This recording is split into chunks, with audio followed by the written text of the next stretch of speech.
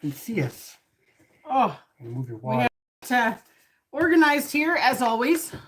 Oh, We're not touching the screen this time. no, not touching anything. How is everybody tonight? And hopefully the comments are turned on. Oh, I was supposed to have muted this. Give me a second here. Yep, they're turned on. Yeah, we're good. Yay! All right, we're in business tonight. Hello. Hello, Ramming with the Brums. How are you guys doing? Hopefully good on Tuesday night. And I just, as you popped up here, I realized that I did not email you after the last thingy, and I even wrote a note to myself. So I will send you an email about the seeds. But good thing is we have lots of time before we need to do that. Yes, also true. Planting. Hello, Cindy. How are you doing?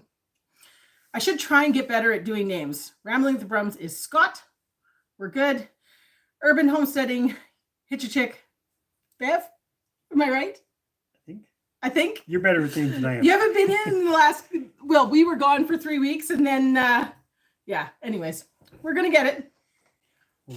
If we look off to the side, it's because we've got the second computer. Usually it's behind us, but we've got it off to the side today. So. And yes to Bev. There we are. Yay. See, we're both horrible with names. Better than you, and so I'm trying to, we go into other people's lives and they're so good at remembering all that stuff. And it's like, oh my goodness. So I'm getting better. I'm going to make a point of commenting and saying names so that I can remember these things. Because the more I say it, the more I will remember it. So how's everyone doing tonight? Hopefully good. We had, this is what, day one of my 4 days off. 4 days off. 5 days, I guess, if you count Thanksgiving here. Yeah. Because we have Thanksgiving on Monday. Yes, which will be kind of nice. Yeah. It's actually a fair bit of time, which is nice. But exactly. But yeah, so today was mostly spent sorting chimneys. Yes, I got a picture which I do want to put onto our Facebook. Chris was up on the roof changing the chimney caps and cleaning out the chimneys so that we were ready for winter. We've got one that's leaking, and we realized it's a problem on the flashing. So. Well, it's not it's the boot. Anyways, the little boot or whatever. So yeah, and I don't really like heights, but no, but he was a trooper. He went up there. I gotta go up again tomorrow. Yeah, we didn't quite get it finished before it got dark, and all the animals started complaining. Cheat sheets, yes, that's what we need. Hello, honey badgers. How are you doing? We definitely need some cheat sheets for sure, but we're getting better. I think we are, anyways. Yeah, it's repetition. It's like everything. Yeah. It's always repetition. I'm stealing some of your water because I forgot to get some. I know. It's okay. But yeah, we've kind of got a list a mile long for this week with Chris being off. We have a whole lot of stuff on the agenda. Well, big one is kind of the final push on the harvesting. Yeah. We're finally, well, almost done harvesting tomatoes. Yep. I'm so excited. I mean, don't get me wrong, it's worth doing tomatoes, but after a month of doing tomatoes, I'm ready to be done doing tomatoes. That's fair. We've got a lot of tomato stuff. Hey Thorhaven, how you doing? Hello. We're doing pretty good tonight. Yeah. We're I don't know. We spent the last X number of days contemplating. Yes. Contemplating and planning. The title on tonight's live with Balancing on the Homestead. We're, we've been spending far too many hours, I think, probably on the topic at home and talking about as per usual how to make things run efficiently and what's important, what's not important, what's needed, what's not needed. I'm sure if we were flies on the wall at every other homestead, we all do it. We all sit and go, do we really need to do this? And all the associated rationale on both sides of the fence. Yeah, exactly.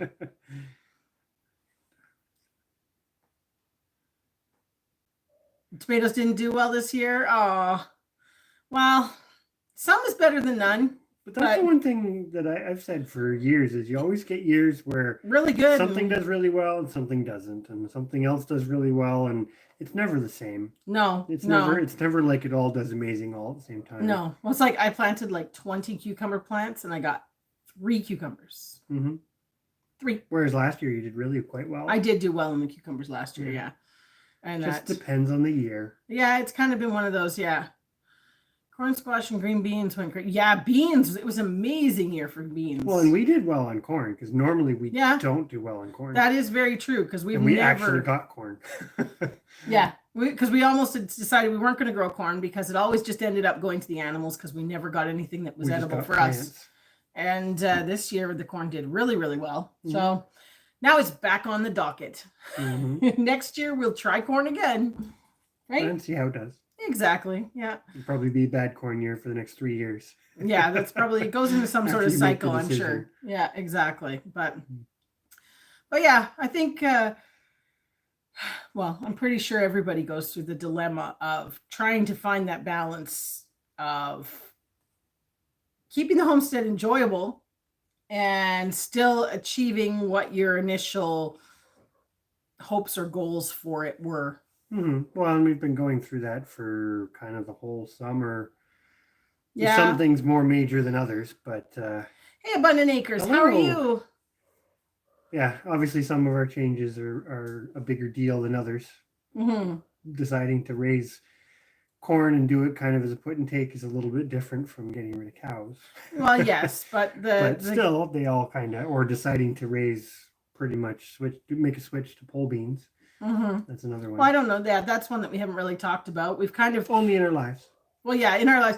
Everybody that comes to the lives gets all the little tidbits that we forget to put into videos, or we haven't talked about. Or we have the intention of putting into videos, and then time goes by, and it just doesn't make sense to do a video on it anymore because it's so past. It'll eventually make sense. It'll eventually, but yeah, one of the discussions we've been talking about with balance on the homestead was switching all of our beans to being pole beans and doing no bush beans.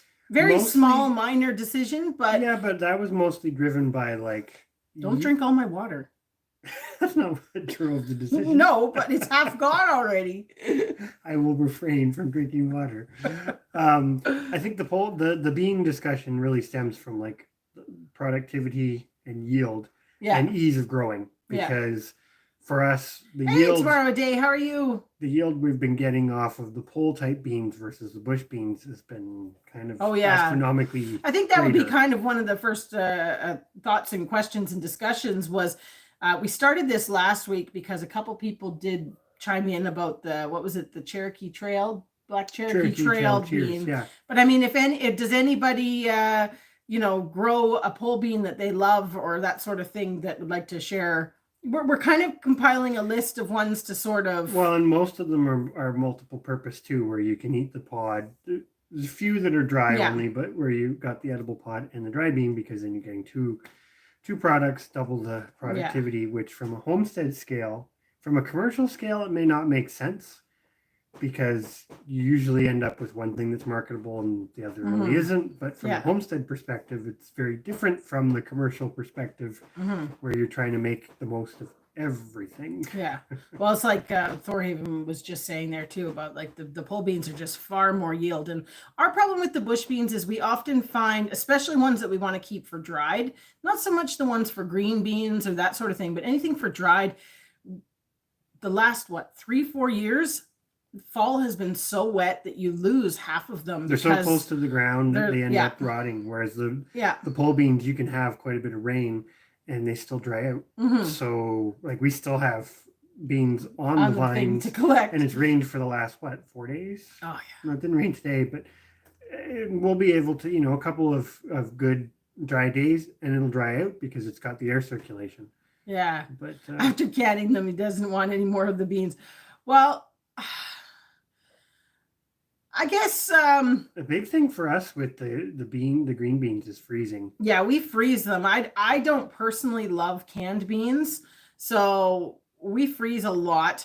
Hey, Holby Homestead. And that works really, really well for us. I also I don't know if you have a pressure canner or not. I can't remember, Beth. But I make it's a Middle Eastern or Mediterranean? I'd have to look it up. It's in my book. I can, but I do a Middle Eastern green. It's either Mediterranean green bean stew or Middle Eastern green bean stew. I can't remember what it is, but it's amazing. And I actually do it for pressure canning to have over the winter time. But you can just make a big batch of it. And like, we've been doing that a lot with our eggplant recently because we're overran with eggplant. And in a good way. And so I've been making meals, and I make enough for a meal and then enough extra to freeze for a meal later.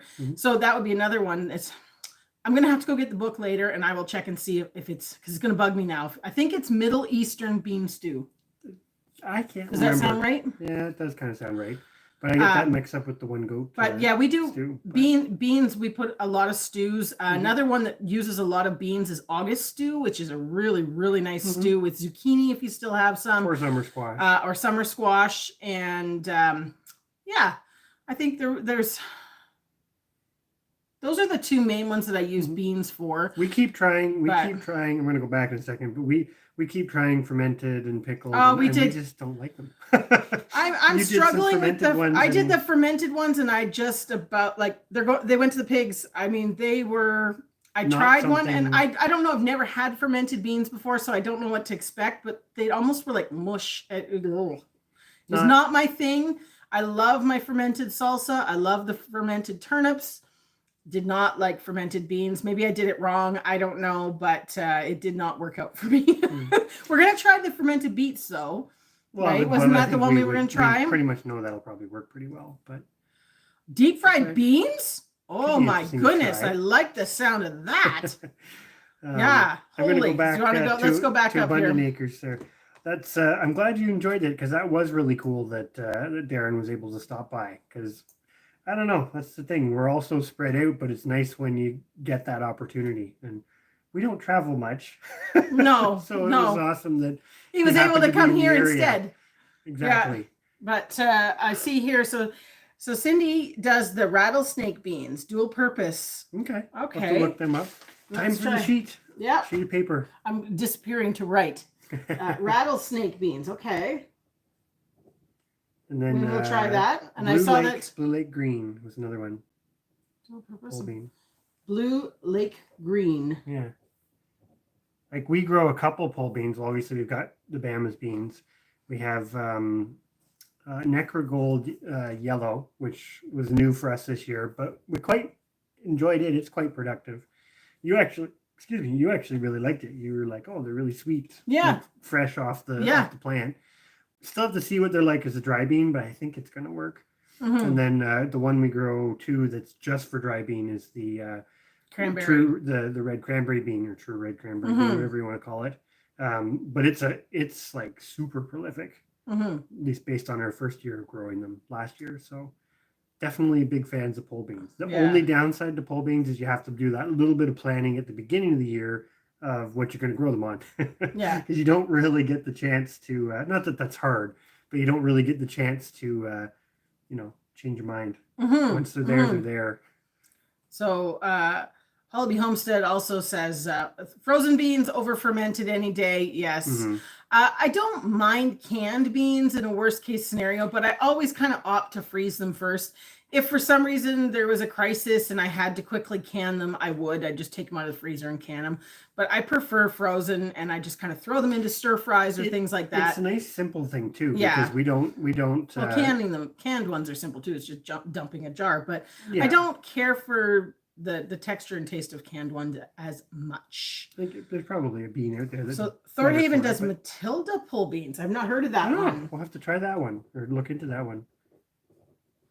I sense a bean exchange coming. And we will have to try this deep fried bean idea, because so I'm going back to the deep fried. So do you don't bread them? You just dip beans in oil?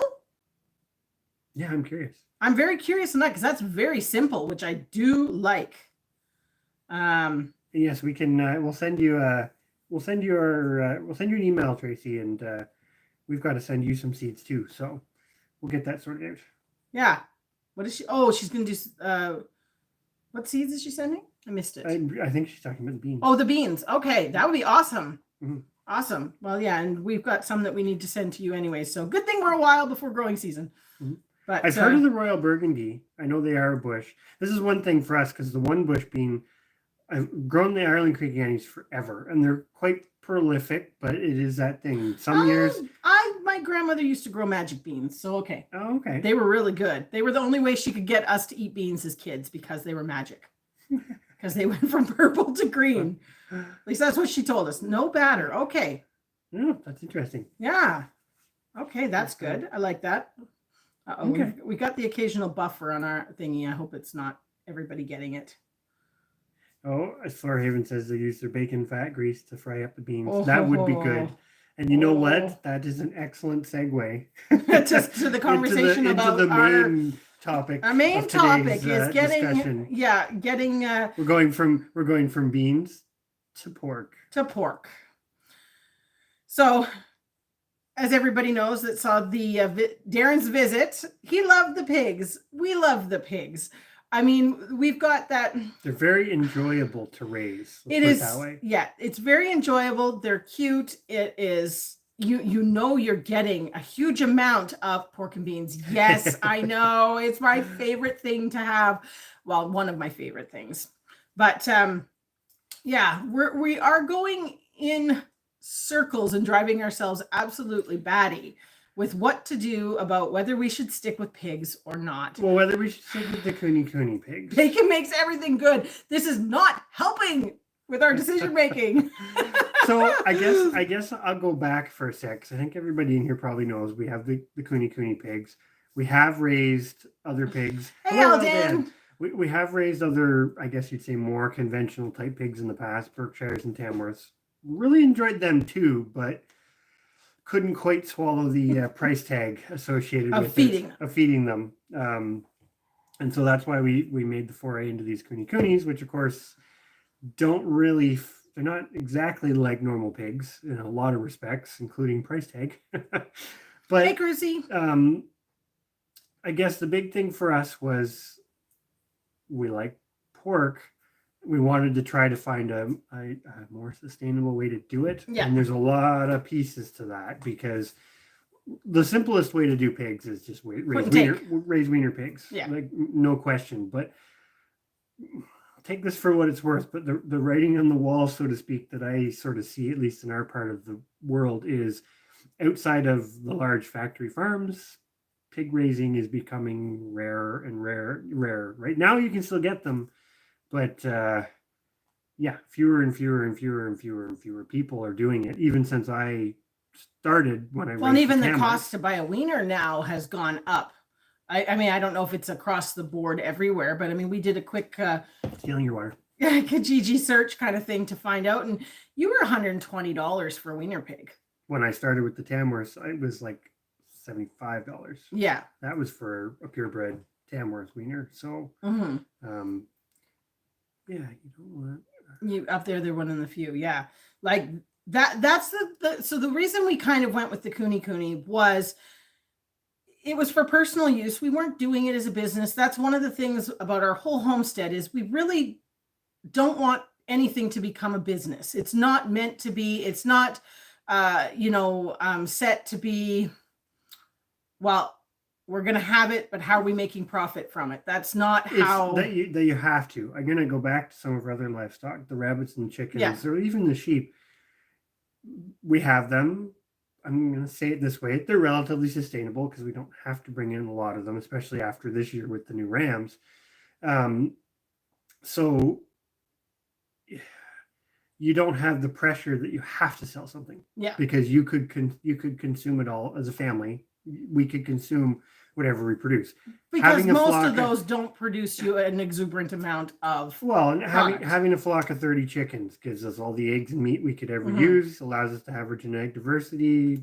We don't have to sell anything. Yeah. Having the flock of like that 12-ish, give or take, that 12 to 16 sheep. Same thing. It sounds crazy, but it's not when you think of the fact that your lambs are only giving you 30 pounds of actual you're getting meat. 30 pounds and you put 10 of them in the freezer to feed your family or sell a few here and there. You can consume it. And the rabbits are the same, the geese are the same. And that's where the pigs get funny. And the other thing I will say on the sheep or the chickens or even the geese, you can float extras and it doesn't break the bank. If you don't want to consume them that month or that year, you have to hold on to them for some reason. You can hold on to them and they don't break the bank to keep them. And this is where we're at a dilemma with the pigs is, for example, this year we had a trio, which was an ideal starting point for well, people I'm wanting going to to go breed. back to what Thorhaven said too about it'd be nice to have something that you can breed and raise your own. That's the whole perk to the smaller pigs, is that you can actually afford it. Yeah, the feeding them is Um, not like to keep a trio or a pair and feed them. Like when you had the Tamworths, you had a trio of Tamworths, and it was $3,000 a year to keep those 3 pigs fed. And you were very dependent on commercial food. Yeah. Which is another part to the whole sustainable, right? Because the sheep, for example, we do feed foods that we can't produce ourselves, but the bulk of their diet is Grass. pasture or hay. We don't produce the hay ourselves, but that's very easy to have locally sourced. Whereas like ration for pigs is not. And I think we were talking to Darren about this. Like right now, we'll be able to find it, but the one place that we get most of our feed from doesn't have any and won't have any for at least until 2 next weeks. Monday. So Yeah. That's where you run that. It just, there's this risk with the pigs. Well, and the one thing that we're finding is when the pigs, similar to the rabbits, escalate, and in the sense of you have 2, then you have 15. Mm-hmm. Well, right? And like what Tracy said, $30 a bag. Wow. Yeah, so that's significant when you think of how much they actually eat. Now, you can do a lot of things to reduce it, but at the end of the day, they still want to eat a set amount, mm-hmm. and they're not happy to just go out and. Oh yeah. Like anyways, that's a whole nother thing. But I think what Tracy said, like they're about the only people in their area that do it. That's the other dilemma, because it is extremely easy for us to rationalize having a pair. Having a boar, like our boar right now, for example, his costing is nothing. We don't even. But all you're doing is maintaining him, right? He's past his growing phase, and he's out on pasture. He's not destroying it. He's got an acre of pasture, and like he doesn't even come for food anymore. Mm-hmm. He's also got apple trees, windfall apples. It's not quite the same with the girls, but because when you're stuck on your own, i.e. you don't have a network of other people, and the problem with the kunis being smaller is we can't just easily cross them. Like you can't cross the sows onto the bigger pigs. It just doesn't physically work. Right? So you've got that extra piece. You've got that extra piece for something that has unique qualities, i.e. their grazing ability is amazing compared to other pigs. Mm-hmm. But you have the extra dilemma of if you're stuck on your own, then that means just like the chickens and the sheep and everything else, you have to have enough to keep it going. And that's the big dilemma. Yeah. The big dilemma with the Kuni, well, it's almost becoming that way with any breed, is keeping it going. Having, like, for us, we could just do the pair of kunis, but then you've got the. I'm going to go back. I'm going to skip. Okay. Thorhaven, I'm going to yours in 1 second because that's an excellent comment. But I am going to go to Crucy's about what's in the hog feed. There's a lot of stuff in it, and I'm not going to break it down because I'm not an expert. We have looked into it based on what we use. They call it a 16% protein, which but it does have a lot of like your corns, your grains, your soys, that sort of things. But there is a ton of other minerals and trace elements in it that are not easy to get. Mm-hmm. Let's put it that way. Yeah. Now, this is the other dilemma. Actually, I'm gonna pause that thought, and I'm gonna go back up to Darren's comment about the interesting discussion on potentially shrinking what you raise and grow. And this is another thing that we've really we knew it going into it, but when this year with tracking everything, right? Because we're tracking everything that comes into the house as food and everything that and keeping better track too of what we make it into, how we freeze it, how we can it, this, that, and whatever. So the garden, the vegetable stuff, and this is like this catch-22 because it starts going down that real big picture sustainable type notion. I don't completely agree with this, but there's that one mindset of like, oh, being vegetarian, for example, is less impactful than eating meat. There's some truth to that. Although, but we like meat. Well, when your homestead is an ecosystem, though, the animal component is Hey, still Deborah, is sorry, I still didn't say important hi because before. the animal component still also helps support your vegetable component, at least in the climate that we live in, right? The manures, the use of the waste products, all that other stuff. It's like chickens being absolute no-brainers. The things that they will eat and the insect pests, the weeds, the this, that, and whatever, you you would be more labor, more input, etc., to produce their value in food items if you just did the vegetarian on a homestead scale in Canada. I'm going to put it that way because our growing season isn't year round. Yeah, no. Whew, that's a lot.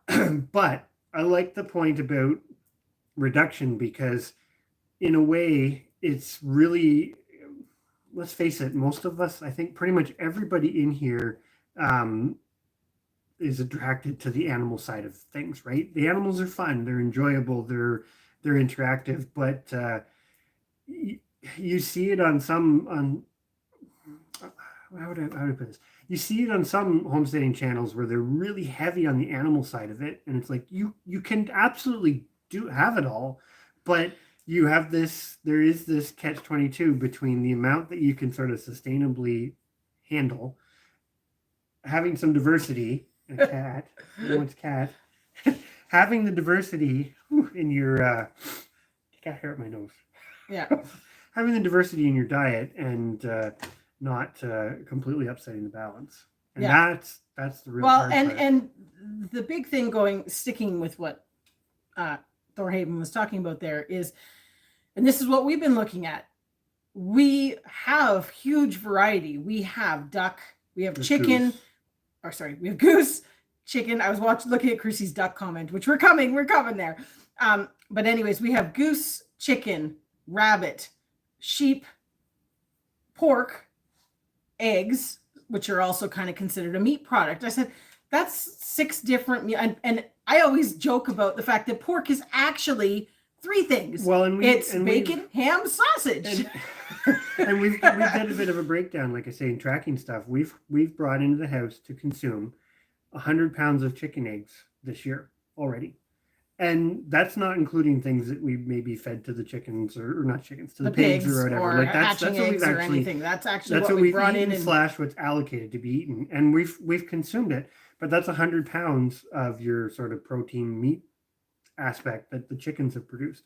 Just in eggs, not including their so it's figuring out that balance of how much diversity do we actually need to have in our diet, because yes, the pigs and I didn't see who it was that said they were good. They were easy. Oh, Deborah with them, great to sell. Comment because, and this is the other part, and I thought about this we've been going around and around circles. Because it's not that setting up a homestead or farm with the purpose of trying to make an income is bad. I'm going to say it this way too. My opinion right now is that may be a bit risky if you're starting from the ground up, unless you've got a fair bit of capital to make that work. If that's your principal goal, I just think there's some risk there right now in our current climate. We'll just leave it at that. But that's almost what pigs are best adapted for, right? Because they only, like you say, you joke about it, but they give you one product, whereas all the other animals we've listed technically do give you multiple products, but the pig is a desirable product. It always has been through history. And we often go back to the depression conversation in that the pigs were what saved people, in the sense of they were valuable and they could produce, and that was what it was. Now, we can, as we've said, you can cut some of your feed costs by growing supplementary things and stuff like that. But our dilemma, somewhat, as most of you all know, we try to be self-sufficient in that animals don't come into the farm. We try and have all that breeding flock to ourselves so that we have the diversity. Also, that is another benefit when it comes to maybe selling something or things like that. Not that that's the plan, but sometimes it's like the pigs. The part that scares us is you can't eat them all. They're not unless that was the only thing you had, because this is one thing. Like we've got 10 piglets. We can't eat 1,000 pounds of pork. Well, if you grow them up to full size. If you grow them to full size, yes. You have the option to butcher them earlier by if you're butchering them at home, for sure. But if you're sending them to somewhere to butcher in order to sell that meat, you're waiting for them to be full size, which then means you're feeding them out for the full time. So, well, and I do agree too. It's like the lard is definitely an attractive piece, right? Because that's a good substitute for other parts oils, of cooking. baking, all that sort of Now, stuff. Butter. on the same token, the geese will also produce that because that's a historical way. I'm going to say it. That's like a poor man's way of producing it, right? Because the geese don't require the same inputs as the pigs, but it's not the same. It's not the same caliber. No, you can get it in other ways. So I was just going to touch on what Urban Homesteading was saying about their animal feed for the $13 for about a 40-pound bag. That's probably similar to what it is here. Yeah. I don't think that would be. Now, we don't feed prepackaged. We do a sprouted grains, which actually brings our cost down to we're maybe $20. We're probably about $28 a month, but we're feeding 70 chickens. With parts adults of our laying flock and parts are growing out. So it's really hard to gauge how much each bird is eating. But I would say comparably, like your scratch grains there for $11 for 40-pound bag is a pretty good deal because it's certainly not that here. No, I think it's more than that here. Yeah. But I'm actually going to touch on Tracy's comment there about the sorghum. We actually have a patch of sorghum growing, and that's actually something we're pretty excited about because switching to the keeping on the chicken discussion, that's something we actually could grow. That's a grain, hypothetically, we could actually grow easy enough and get a reasonable return on what we grow to make it a usable component of our chicken feed and sheep, for example, because obviously you got the stalks.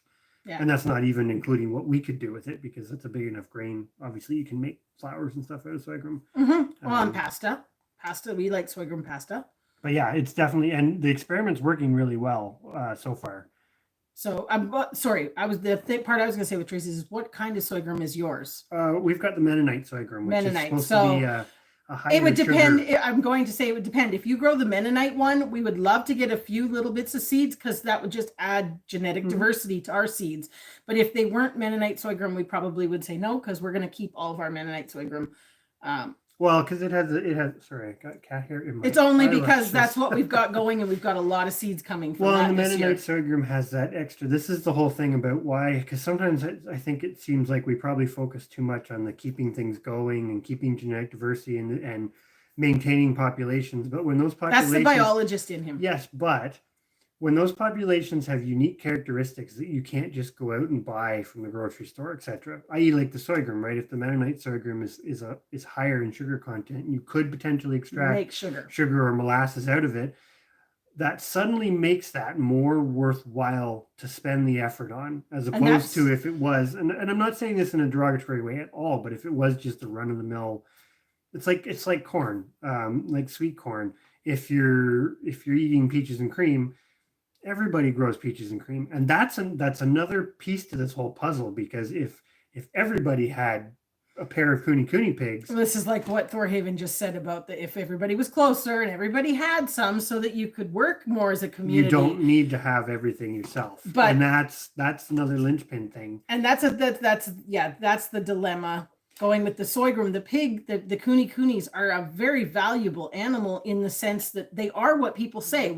They're unique. We've been floored that what people say about them is exactly what they are. Friendly, grazers, great producers, great mums, great everything. Like, it's just amazing. And this is the dilemma when the animal is exactly as advertised, and we've got the empirical data now to back it up, right? It's not just anecdotal. We know how much it costs. When they're exactly as advertised and they're enjoyable to have, but you're looking at it like, well, what do we actually need?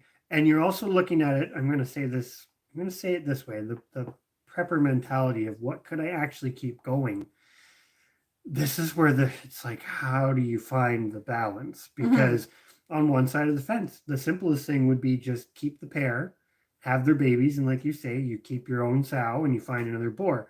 But then you got to find. But you're dependent on others for that, and if you don't have others doing it the same way, i.e., if you don't have a lot of other homesteaders using this, like people in the homesteading mentality using the animals in the same way, And selecting that for can the be problematic same too, right? traits. Because I'm gonna go to cows for a moment as an anecdote, because it's like jerseys. Jerseys are like the quintessential classic homestead dairy cow, but yet jerseys here are commercialized. And so when you have jerseys as a homestead milking cow, you don't have a herd of them. You might have one or two, and you're constantly dependent on those the big commercial guys to provide operation, whether yeah. you're using the AI or whether you're getting bulls from them or whether you're just buying new jerseys. You're not really sustainable in that you're constantly dependent on the mainstream, I guess, is the Yeah. the other side to it, which isn't necessarily Which the Coonies are the same way, because you have a select few farms that have amassed a huge amount and basically control the genetics, and you're kind of at their mercy, so to speak, in pricing, in what traits they're selecting, and all that sort of stuff. I'm sorry, we're a little bit behind because I think we've gotten. I was going to just sorry, I wanted to ask Thorhaven because he said, sorry, go back to Cruci. Where was Cruci's? You've messed up my thing. Cruci. Okay, so Cruci asked about the could you feed the duck? Well, that's one thing actually with the geese, because not that we're going to jump around too much, but like you read about it. Geese are the only pasture poultry per se, because they literally eat grass. Yeah. Right? Like none of the other poultry do eat it, but not in the quantity. The percentage of their diet that is grass, and what they're evolved to do is eat grass. So they really are. The pigs? Well, I think he is, but I was just using it as an example with the geese. Like the cost to have geese, once you purchase them, once you have them, and they are producing offspring for you, like they cost you nothing, nothing compared to any other animal. Like if you were only going to have an animal strictly for meat, provided you could fence it so that it didn't get eaten by predators. There's the big caveat. It's starting to drop here, drops. It's getting a little cooler. Well, yes, it is. Sorry. But you know, nothing comes close to the cost per pound of a goose. No. Yet geese, in a commercial sense, are extremely expensive, because the only economical way to do it is extensively on pasture. As soon as you confine them, like we do with broilers in a commercial sense, you can't. The economics aren't there. So geese are a prime example of what we're talking about with the pigs. What makes them the best from a homestead perspective, where you're trying to get multiple items with the least amount of inputs, with the least amount of infrastructure, like what Thorhaven was talking about, etc. That's completely different from what's going to make you the most money.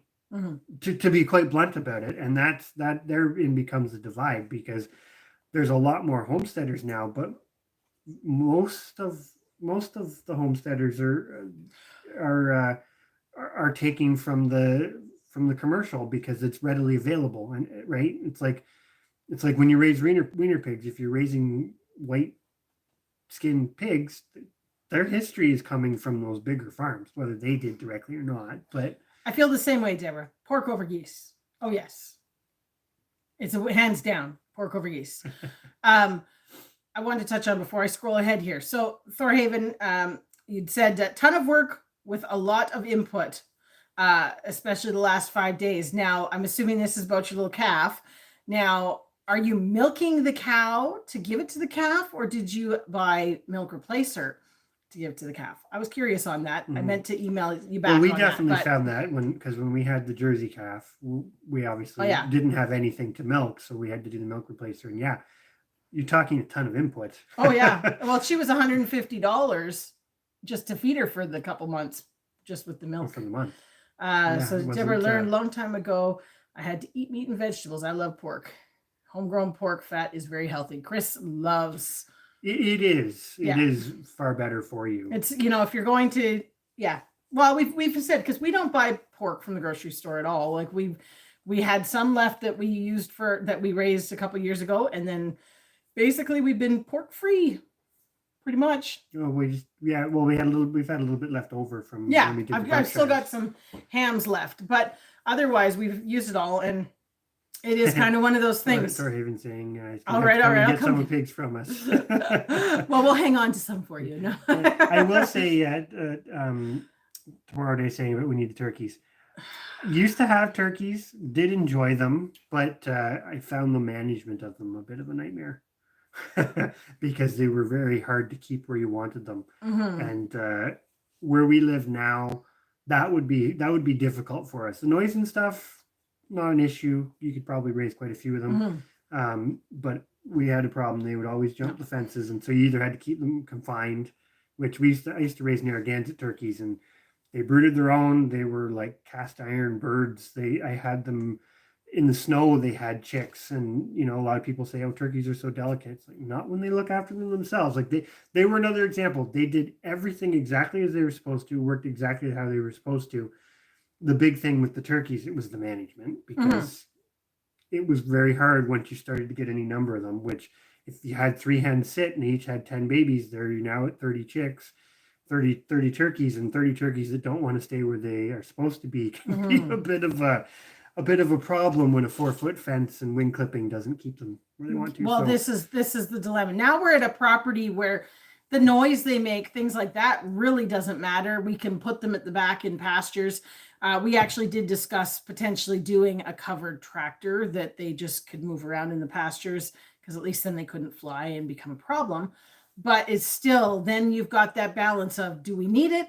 It's a lot of extra work, yada yada. It's just so hard to, because you love poultry. Chris loves poultry. I still think Chris would have pigeons and quail and Well, no guineas. You said no. Guineas are pretty loud, especially if you're going to process them. Ducks. He would get ducks again, and you probably would do. You probably have peacocks. Well, I still think I'm still going to say it. It's not everybody's cup of tea, but the larger mammals are always the ones I think that are the bigger risk of something bad going wrong, usually in a financial way. Poultry are fairly forgiving. Thanks for coming in, Bev. Good to see you. Thank you. I'm glad that all is well, Sorry, and we'll catch up next time. Small bag goat minerals. The minerals here for our sheep is pretty expensive. Like we get it's a smaller. I think is it 25? It might be 40-pound bag, but it's $49 or something. Yeah, it's a lot. Not a big bag, but well, and this is the other thing, right? Because I'm going to go back to sorry, this is jumping all over the place, but it don't our conversations usually? It just feels like it's a sum of a whole bunch of oh gosh, he's getting worked up.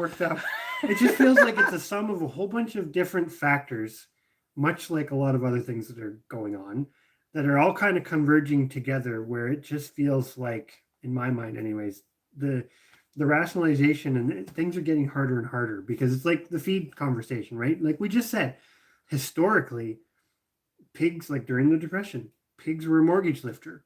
Pigs were how people kept their farm. But now when it's like the feed side of things and that, right?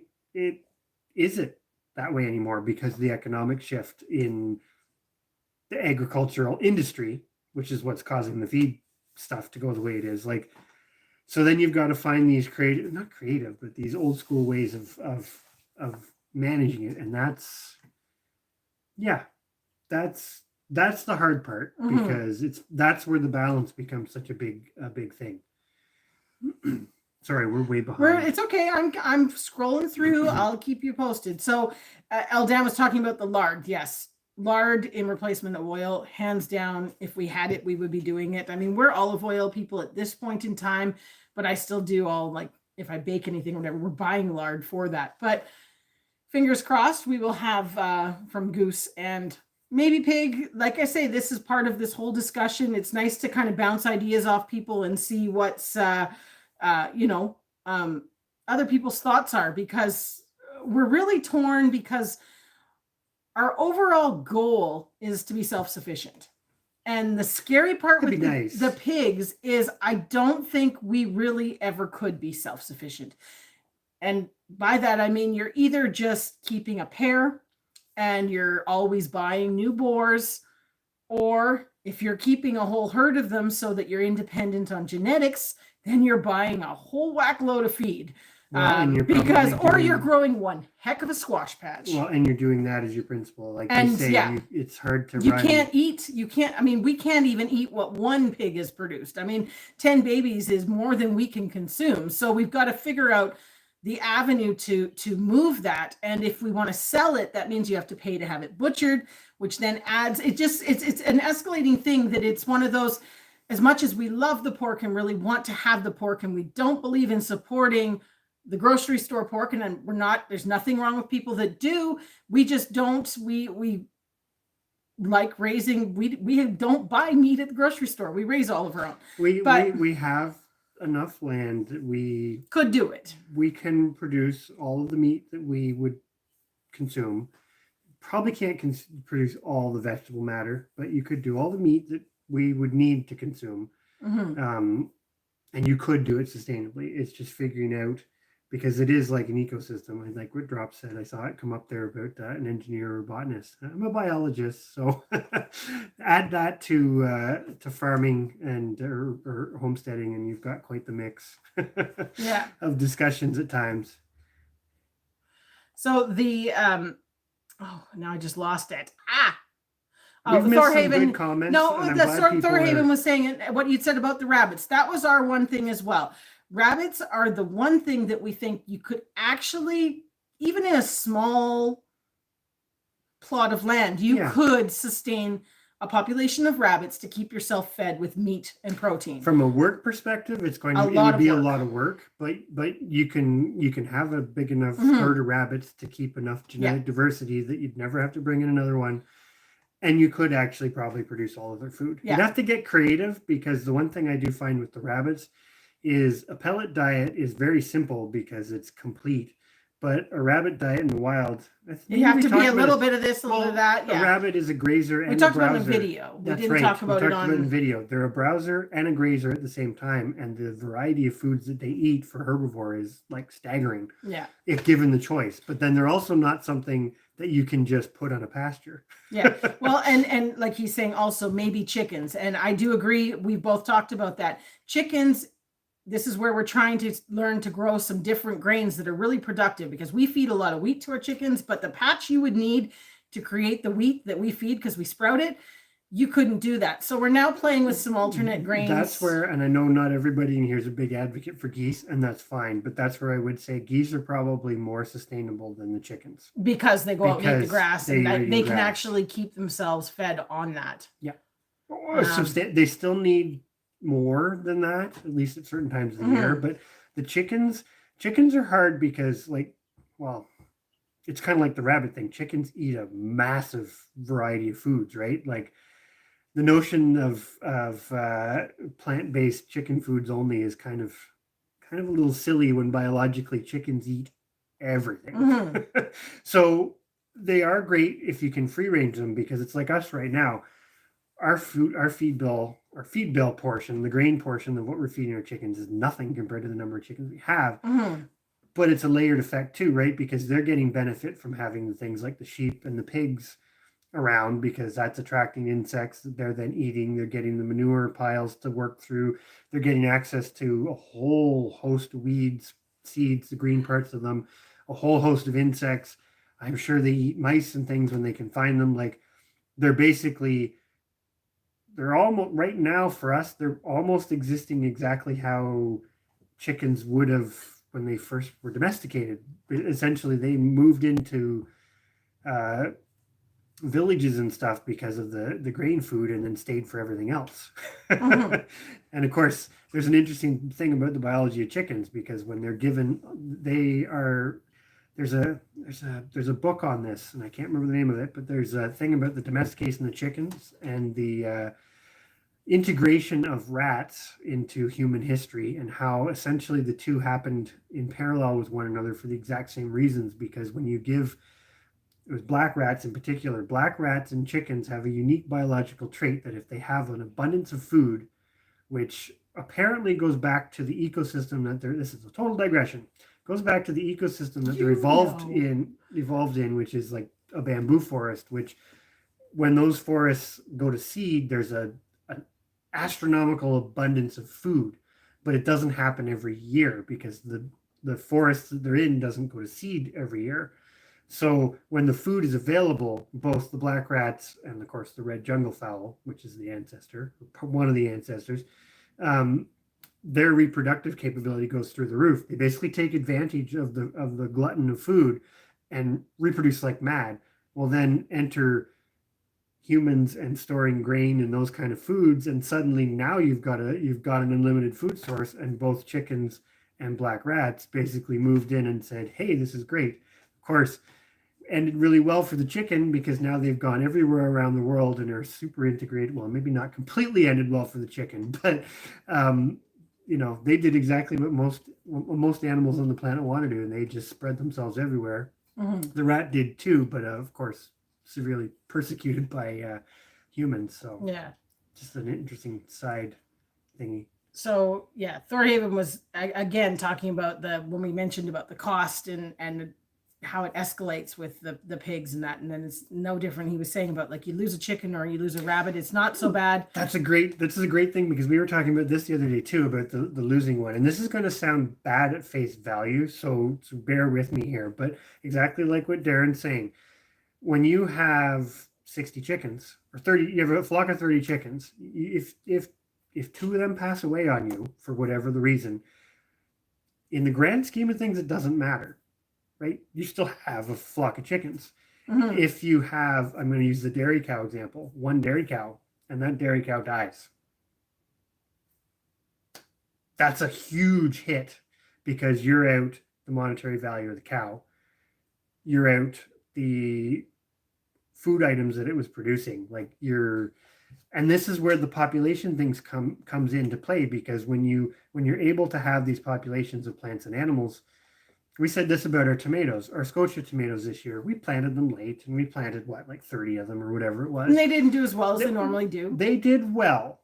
Well, yeah, they did well as normal, but then the chickens got into them and ate half of them. Yeah. And we still got a massive haul of food off of them, but it didn't matter because we had 30 of them. So the chickens ate half of it. You still got what? Fed the chickens. X amount of pounds, and it fed the chickens. But if you only had one tomato plant and the chickens get into it, that's kind of a big deal. And that's that same thing, right? The bigger you get, usually the more restricted you are on how many individuals you can have, and then it becomes problematic. Well, and Tracy made the comment about doing what works for your farm, that sort of thing. And I noticed that Dan also said yes. And then it's figuring out what works. And that's the dilemma, because we love the pigs. I mean, I think that's the reason that this decision making is so hard, because the pigs are so enjoyable, but they could financially kill us. That's the basic gist of it, is if you can't grow their feed and you have so many that come into the picture so quickly, then you got to feed them, and it's just an ongoing. And then there was between vaccinating them and everything else, which is another whole topic. I know. Yeah, we're not going to go down that road too much. But I mean, that's one of the things. It's like, oh, you want to trade? I'm going to go back a bit, because I think we've missed some. No, I've been going through. Yep. There was some good discussion between people on turkeys, things like that. I think chickens probably are the universal. And you're right on the goats, even the sheep. If you're just kind of starting and keeping them in a small scale confinement, and this is the thing about the goats and the sheep, because both of them have multiple uses. And this is again the one downside to animals that only have a single use. There's nothing wrong with them. But from a homestead perspective, it's harder, right? Because you're putting more energy and effort into one end product. It's nice when you can get multiple items out of the animal. You don't need cat helper. Well, little cats. And Cindy Squirrel made a point too about the selling your extra pigs to the butcher, which is something I've not approached them about. I know our butcher sells pork. I have a feeling they have a contract with somebody that. I don't think. But see, this is the other problem, though. The Kune pigs don't translate well into commercial meat production because of their size. And I'm gonna say, everybody says they grow slow. They don't. I would say they don't. It's because they don't get as big to begin with. So, if you're trying to butcher them at 150 pounds, they grow slower, because that's more than half their body weight. Whereas a big pig, if you're butchering it at 150 or 200 pounds, at an adult size, it's getting to 600 to 1,000 pounds, right? So it's growing quicker, but it's not really. It's just that the animal's physical adult size is bigger, so it gets bigger quicker. We are so far behind. I'm going to say hello, Homestead. Sorry, I'm not sure when about she came in, but hello. We only have just gotten to your comment, but welcome to the chat. It's awesome that you're processing three toms tomorrow. Yeah. We've got to process some of our rabbits Well, this week. we're doing rabbits this week, and we've got a couple roosters that we need to do. But yeah, the you can, and so I'm going. You're going to be about 100. Yeah, because toms get big. Mm-hmm. Yeah. So yeah, depending on the breed. And that's where feed the pig slop. Yes, definitely can. We are feeding all the scrap, but it's still slop has got a negative connotation to it, which historically that pretty much is a reality where you were feeding them kind of whatever because they will eat it. But then that is without going into that, that's why there are so many regulations around pigs now, because there was a point in history where people were feeding them anything, including things that you wouldn't even want to feed something that you were eating. I'm not going to say what it is, but yeah, pigs, there is a reason why some cultures won't eat pigs because of the way historically they were raised. See, I somehow it skipped ahead and I missed this comment by Thorhaven, but he's got it on the head. This is our discussion on with the geese. He says, key point on all of this is that if you don't have favorite meat / animals, if one doesn't eat rabbits, then it doesn't matter how sustainable they are. And this is our thing is, can you look at it the other way? That's actually a good point as to one of the reasons why we got rid of the goats. There was a multitude of reasons, but one of them was most of the family didn't really like the meat. Completely edible. It will keep you alive. It was just that one that it sat in the bottom of the freezer until you had to eat it. That was all. And so even though the milk was really good quality from them and whatnot, that's why the sheep went out between the two, and a whole host of other competition factors between having both sheep and goats. Sorry, I went back up a little bit because I think I missed some. Crucy, ducks in the garden, not super wonderful unless it's after harvest or whatever. Or the plants are to a point that you can't hurt them. They have to be to a plant, but they're great in like an orchard setting or things like that where you want them to eat. It does depend too, because I'm going to say ducks is divided into two completely different species when you're talking domesticated ducks. Domesticated Muscovies are probably a little better because they don't herd the same way. They kind of just, for lack of a better way to put it, they just kind of meander and forage. They're together, but it's not like a herd. Whereas domesticated mallards have a tendency to herd really tightly, and they can do a lot of damage stomping your plants. That's very especially true. If they're younger. Plus, an interesting side note: the only animal that I've ever owned that willingly eats squash plants is ducks. Nothing else I've ever had would touch them, like the leaves and the stems, but the ducks would eat them right down to nothing. Even the geese won't do it. No. So I don't know what it was about the ducks and the squash, but they weren't safe around squash plants, no matter how big they were. So Thorhaven, you have your work cut out for you. This is probably one of those weekends where you should have called a powwow of, all the community to come to Quebec and give you some help. 8 pigs is a lot. I hope you have a lot of freezer. Oh, you have a walk-in one. You made a walk-in freezer or just a fridge? Yeah, because you've got the cool bot thing. So that would be I was going to say that's a lot. Cindy, I think this is where we just finished talking about this today when we were doing chores, the wiener thing, because coonies are something that nobody really sells as a wiener. And I think that's because of the fear of people taking them on for breeding and so on and so forth. Well, we've kind of talked about it. It doesn't matter if people want to do that. That's fine because we're not selling wieners registered. And so that was something that we'd looked at, is getting rid of all the boys as wieners so that floated the cost of the rest of the herd, and then you just eat girls.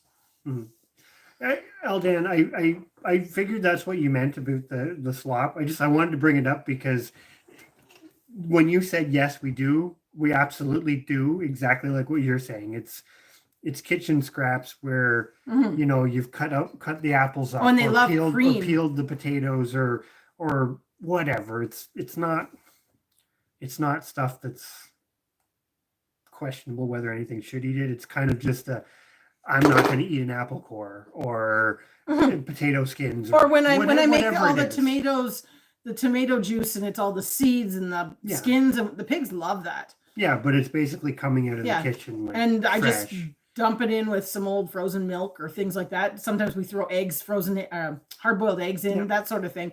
Well, that's another and part, it works right? great for helping to bring down the cost and saves us so much waste. And this is another part about the whole balance thing, right? Because it's like with the chickens, like I said, we brought into the house 100 pounds of chicken eggs so far. It'll be more than that by the end of the year. That we've actually. Well, how many did we freeze for the pigs already? Well, but those aren't part of that. I know, but I'm saying we've also brought in. And this is a thing of like a flock of 30 chickens. And yes, we do plan to sell some eggs, but with eggs, it's not like we have to. This is the thing, right? And I think that's the scary jump with the pigs is the having to, because it's exactly like what we were talking about with the bigger something gets, and the more you have to, the more the risk of something bad. Well, and happening. the more that adds pressure to the whole system. I mean, I'm not saying that you want to coast along, because homesteading is a lot of work. Oh, you're not coasting along. It's not coasting along by any means, but am I able to economically kind of coast along is the goal. Well, and it doesn't have to make money because Chris does have a day job. Well, but when we talk about this, it needs to find that. Our goal is not necessarily to turn the homestead into a profitable farm business, basically. But that doesn't mean that we don't have a quote unquote economic plan. The economic plan basically is to feed ourselves economically, i.e., the highest quality food we can for the, I'm not going to say cheapest, but for the most reasonable price. It doesn't have to be cheapest. And I say that because, for example, now we've done the math on it. Raising the sheep is very cheap compared to even what we could probably raise at a cow. Just going to say that based on our numbers. But at the same time, would you eat lamb as a staple if you had to buy it? We'd worked it out. We raised the lamb. Our lamb is about $3.89 a pound. Is what it works out for what we actually put into our freezer compared to the cost of feeding our whole herd. So we take how much we spent on the sheep for the whole year and divide that number by how many pounds of meat we got, basically. That's how we figure it out. And it worked out to be $3.89 a pound. The pigs, even if you didn't sell them and you consumed it all, it ended up being $1.49 a pound to feed the pigs to grow out, but which you had to consume it all. Super cheap, but you have to consume it all, or you have to find. So there's definitely ways to do it. It's just that whole thing of feeling the pressure of I either have to figure out how to sell it, or I have to figure out. It's figuring out what to do with it. That's the big problem, I think. And because we chose Coonies because they're what we like and what we want, and they suit our homestead life. And I think they would suit almost any homestead if people gave them the chance. Their downside is they're a hard one. Like you really can't. It's hard to sell it though. Yeah, but you also can't really crossbreed them. No. The only thing I'm talking no. No, but like they are a pig, but they're not the same. Yeah. For a lot of reasons. Yeah. But it's going to see random with the Bruns. Yeah, anytime you're on our way or coming this way or vice versa, we should send a note because it was so great meeting Darren the other day, and we sat and we had coffee and walked around the farm and chatted. And that's the cool part. We always talk about in lives we spill the beans. I mean, we kind of don't really hold back in a live, but if you're only getting to know people from videos and things like that, you don't always get the full story. I mean, Darren got to walk around and see our junk pile and. You see everything, and here's the mess. It's not that you don't portray the true side, because you do. We're what we are, and we don't really sugarcoat it. But there is something about actually meeting the person and getting that real feel for it, which I think is just sometimes is lost in translation on a video. Mm-hmm. Sometimes, not so much in the lives, because that's one thing. Because Eldan's saying about falling in the pig pen. That's one thing with the Coonies. Oh gosh, no! They would like maul you to death, but they wouldn't eat you. No. Oh gosh, I had a big jump again. Okay, where are we here? Okay. Finally got some white tonsil. Yay! What'd you think? Hopefully you enjoyed them. They're like. Oh no, they're turning white. He hasn't harvested them yet. So next week. Next know week, what let they us taste know like. what you think, because they became our favorite, I think. Pretty darn They're pretty close. much by flavor, yeah. Pretty darn close. The pineapple was a second, but I still like the Black Prince, but that's Yeah. totally different. Hi Homestead says 10 points on the shirt, Chris. It's one of my, I like this one. One of my Chickens t-shirt eat pumpkins. collections. Yes, the seeds for sure. We usually scoop out all the seeds and everything for chickens, and then everything else is either pigs or the sheep. The sheep like them too. The sheep really amazingly. love to eat them. So, sorry, I'm going to kind of go through a little bit quicker here because we are way behind. Harvest week. Story I was talking about is. Yeah, we could do the castrating with the Kuni boars. But the nice thing about the Kuni boars is they don't mature till over a year old.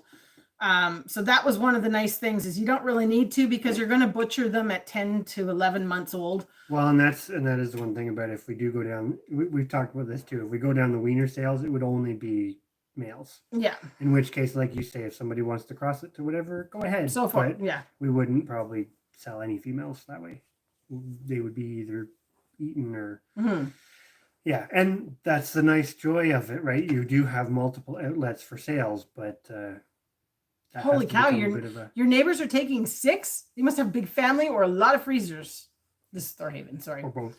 Yes, wow. But even still, 2 pigs fills a freezer darn quick. Oh, their chickens and pigs actually eat their squash plants. When I had both the Berkshires and the Tamworths, you'd feed it to them and they eat the squash, they wouldn't eat the plants. And the chickens never touch it. So weird. No, our sheep did eat it though. They I don't know if they'd eat it if you threw it in there, but when they happen to get loose or pull one into their pen from the other side of the fence, that was a couple of days though that we locked them in the smaller pen. We took them off pasture for a couple of days and they reached through and anything green they ate. I don't know if they would voluntarily actually eat the plant. Maybe they eat pretty much everything. Oh, this thing keeps skipping. There we are. Big conflict with food waste is, do I feed the pigs or the compost? Yes, lots of cow manure. Well, this is the dilemma because you feed it to the pigs and then their manure, like we tend to put their manure into the big pit compost. They're not compost even. It's just the big pit pile. We don't put that into our compost that goes on the garden. I don't know why. The pig. The pig manure. So it's not, as you say, it's not benefiting our garden or anything the way the sheep manure or things like that. Not as immediately. I mean, if you had when people do pigs on a garden space and then you let it sit for a while and then you turn it into a garden, it still is because you've got like a year before. Well, and we still have 1 horse, so the horse manure is amazing if you can compost it down. Yeah. You give it that year and it does great for the garden because it's, can you stop bumping the camera, Ivy? Sorry, our cat is insisting on being a part of this. Hello, Barb's Country Home. Country Home. Thanks I did not. We're so far behind. If we miss anybody, we apologize. Yeah.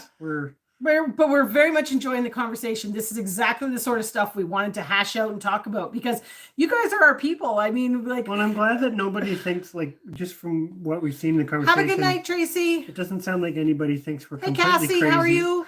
We're back and forth here. Sorry, Tracy, if we missed you. Hopefully we didn't. The other thing I should also mention, there's still some people in here. I put a little thing on our community tab. Go check it out today, or not today, whenever you want to check it out. But tomorrow a day is Tracy is almost at 1,000 subscribers. Very close. So I put a thing on there this morning. I think she was at 982. So if there's anybody in here that's not subscribed to Tomorrow a Day Farm, go check them out. Go check them out. Just click on our community tab after the live and just go and have a look. I posted her video that talks about her 1,000 subscriber giveaway. Anyways, fantastic channel. Lovely people. We love them and great for recipes, everything else. And a fellow Canadian and Ontarian. I'm just going to blah, blah, blah. But anyways, check them out. Get them to 1,000. I know I don't have enough people following me to get them to 1,000, but I'm going to help. Right? Yes. I shouldn't say you're following me. You're following us. The entity of us. The entity. Not entities. Yeah. Yeah, that was one thing. Drops with us. That was the lure of the cattle was the milk, and just given our situation with neighbors and bulls and everything else, that wasn't going to become a reality. So, hence the backup with the sheep. Although there's some discussion, there's been some discussions there too, but it all sort of hinges on. Everything hinges on how everything goes together. That's the best way to put it. You're closer to Brockville. Yeah, we're like right in between Brockville and Kingston, sort of the halfway point almost, really. Yeah, we're near Gananoque anyways. Kind of between Gananoque and Brockville, actually. Yeah. So we're not too far off the 401 between Brockville and Kingston. We're buffering. Oh, we're back. Yeah, we keep buffering. Yeah, I agree with Thorhaven too. We're way back, I think, but that multi-purpose stuff, because if you can milk the Highlands and get the meat. That's our thing. Well, you said it today when we were talking. If you want to be like a real self-sufficient, sustainable homestead, everything you do has to be multi-purpose. Mm-hmm. It has to serve more than one purpose, or it's on the chopping block, kind of. And that's purpose for what works for you, right? It's like us with our sheep. The fleece makes sense because we'll use it. We do use it. We spin and all that other stuff. So it makes sense. If you're not going to do that, then it doesn't matter if they produce that. It's basically a wasted product for you if you're not. Oh, Darren, that's terrible. I'd steer people away from. Love it. Love it. Gotta love the humor. I think that's a good point though, because I think a cow is like that. And I think this goes back a long ways in history, because cows and horses, and of course horses don't as much now, but those were like prestigious items. Night, Deborah. Thank you for coming in. Sorry we're so far behind. Hopefully we haven't missed you. Hopefully not. But cows and horses had a certain prestige to them, right? Because historically not everybody could have them. And so there's so much written about them and written about breeds and who created them and who maintained them and this, that, and whatever, because they had this higher pedestal because not everybody could do it. And I think that's where, like, homesteaders, everybody aspires to the cow in North America, because North America is the land of the plenty and lots of opportunity, right? And everybody could have a cow, but nobody talks about pigeons or ducks or geese, or it's like, oh yeah, lots of people used to raise geese. They were common. Mm-hmm. And that's about as far as you get into anything. So I think that's different from what you were saying with the steer joke, but I think there is more to it than that, right? Going back in history and looking at what your average, what your common person, what your normal person, not your noble people or people with money or people who had land, just what your average people had. Oh, Drops, don't talk about pigeons. Don't look at that, Chris. Don't look at it. Don't look. Well, they were definitely brought over for food. Oh, of course, we're not getting pigeons. I'm not saying that. I'm just saying there's a whole list of things. Don't, El Dan. Oh my gosh, what are you guys? I'm reading comments and all of a sudden all this stuff's coming up that is going to mess with your mind. We're not going to have that discussion tonight. He's been talking about donkey. Well, we've been talking about draft. Poor Bucky's all by. Yeah, we've been talking about draft power and having draft power just in case you have a crisis. But sorry, I'm not following. Discussion. I was reading other comments from way back because I'm so far behind, and then I look over and I'm like, no. Thank you very much for sharing this out tonight, Drops. Yes, thank you as always. Yes. So Cassie, we're good. Nothing is. That's awesome. Lola gardening is Cassie, by the way. That's awesome that you harvested your sweet potatoes. Even if they were small, it's still food. It's still something. Did they form okay, or were they kind of long and? That's what ours we've noticed is they've gone long and skinny, very rooty. If they were tiny, but they still kind of formed a tuber, then that's not so bad. If they just kind of went into a whole bunch of little pencily things, then that's where I don't know. This is where we're on the fence. Tomorrow or the next day, we're hoping to harvest the rest of our sweet potatoes. So watch this space and see how they do.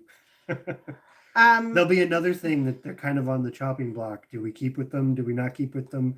Do we keep with them but not really try too hard? Do we keep trying hard? There's all sorts of different ways you can go with it. Give me a second to get tomorrow. They were long and skinny for the most part. What are you going to put up there? Well, Eldan was asking, who are we subbing to? So I just wanted to put it out on there. I know Tracy's gone to bed because she has to get up at 4, but she was with us for most of the chat. So you keep going. You're fine. I'm going to keep up with the chat for a little bit. Yes.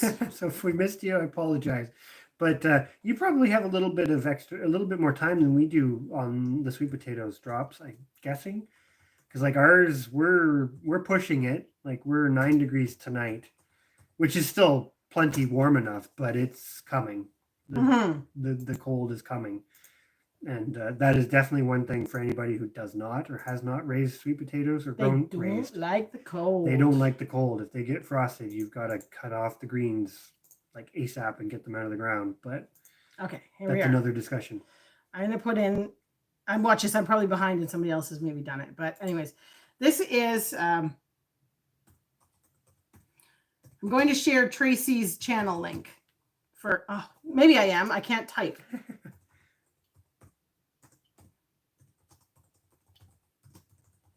It's all silent. I guess I've got the chat, so you can't see, right? Okay, so there we go. That's Tomorrow a Day Farms. We put up Tomorrow a Day Farms. Dan asked about who we were subbing to. She is a fellow Ontario channel, Northern Ontario near. I don't know exactly where. People don't reveal exact information, but she has a lot of cooking. She's a great channel. They have pigs, chickens, turkeys. She's north of North Bay. I'm just not sure exactly where. Yeah, that makes perfect sense. Getting frost on the weekend and whatnot. It's time to harvest. It's a very good. I don't know. That's we've done like squash years and years and years in a row where it's like, all right, frost's coming. They got to come out, and it's the big. Push to get them out quick. So Honey Badger said same thing, quite small. Yeah, I'm really curious whether it's just that at our latitudes we're pushing it too much. I'm sure there are a few varieties out there that can handle it, but because I'm hearing that from a lot of people that it's just the sweet potatoes aren't really working the way they thought they would, and the way you see a little further south. So I don't know. Still, maybe we're pushing the envelope with changes to weather temperatures. Speaking of that, had a really interesting conversation with one of my friends last night about the increase in temperature over the last 80 years. He was doing some of his own research, but that's a whole different thing. The Thorhaven putting more. This is the thing we've just said about the sheep as well. Kind of focusing on one grazing animal. That's what we've kind of said, and that's what you're sort of doing. You focus on what your key grazing animal is, and then everything else becomes a supplementary to kind of boost. Yeah, you basically like. If I was to give, like I say, 12 years or whatever it is, since 2008, homesteading in some capacity, I think. Really good advice for anybody that has the resources to do so would be pick one larger animal. If it's a cow and you have the resources, great. If it's sheep or goats or pigs or whatever, something bigger, you pick kind of one, and that's your principle, and you kind of build everything else exactly like you said around that. So if you've got cows, well, chickens are great because they're going to go in and rip up all the cow pies and all that other stuff. Or like we always say this all the time, horses. If you've got horses, and I know horses aren't edible per se, or people don't usually eat horses, but geese are great because they actually will consume the manure. Horse manure. Because to them, they're getting better digested, whatever. Thanks for coming in, Thorhaven. Yes, thank you. Yes. We can keep going, but you know how we are. Yes, we just keep going. And thank you, Honey Badgers. You beat me to it for sharing out Tomorrow a Day's channel. Thank you so much. I just noticed that I think they were at 992 or something like that, which is awesome. So I will definitely. And thank you, Drops, as well. I saw you post that you'd shared that out. So that's fantastic because they're a great channel. Great people, and I don't know. It's nice to kind of build that community and support those that are,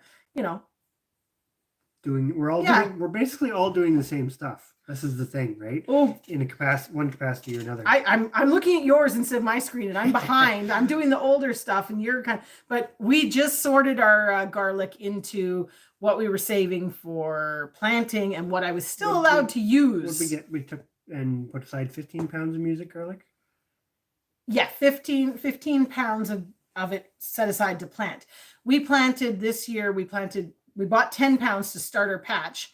And we figured of that 10 pounds, we probably planted 7 pounds worth of bulbs. Somewhere between 7 and 8. Yeah. And so we figure if we kept 15 pounds, we would probably be planting around 11, 12 pounds, which would be a significant jump to the size of our garlic patch. So hopefully that will mean I actually have enough because I still had to buy garlic for canning because we did not have enough. But yeah. Well, I'm not going to go down that conversation, but what rambling with the Brum said there about the horse meat, historically they were eaten too. Where did you see that? Oh, I'm down at the. My parents, now we're from out west, and my parents ate horse meat all the time and said it was amazing. I've never actually tried it. I don't object. It's not something you can get here. There was conversation. We should have got Thorhaven to bring us some because he can get it in Quebec. But that's just like a social thing, though, right? It's kind of the same as there's a lot of people, and believe me, we've had it in some of our comments on our rabbit raising videos. There's a lot of people that feel very strongly about not eating rabbits. So it's the same thing. A lot of pet animals are that way. Mm-hmm. People feel very strongly about it. It's funny though, because I would argue if people had a really good interaction with a cow, they'd probably feel the same way. Well, not a wild cow. No. But a friendly cow. Chrissy got a lot of elephant garlic. That's awesome. Our elephant garlic, honey badgers, we're just leaving it alone. I think that's our plan. It did sprout up into having greens and then died back. And I think we're just going to cover it and just leave it. We're not going to irritate it or anything and see what happens next year. We have it clearly marked. And I do think we should put the plastic thing over top so that it doesn't get the freeze thaw wet. I don't think we should mulch it though. No. But hopefully it will produce amazingly next year to really get our elephant garlic patch going. Well, and I don't want to go down this line too much, but like what Drops is saying about it's popular in Europe. Well, it's one of those things, right? It was not any different from any other animal where you were breeding them for draft, but they weren't all good for the job. So it's no different than, this is a whole nother discussion, because I think a lot of times homesteaders, this has got nothing to do with horses, but I think a lot of the times homesteaders don't think of themselves as breeders. But it's like, if you're consuming meat or milk, somebody had to breed that animal. Breeding had to be done. So, well, somebody didn't breed it, but they had two animals that they bred to make it. It had to happen. Yes, I'm taking my conversation way too literally here. But basically, like, anybody who's homesteading, you are a breeder. And this is where it makes sense to learn about like selection and that sort of thing, because it does matter. But that's a whole nother discussion that I'm not necessarily up for having tonight. No, that could get... that's a long one. Could get intense. Needs to be a bit more structured. Yeah, but that's okay.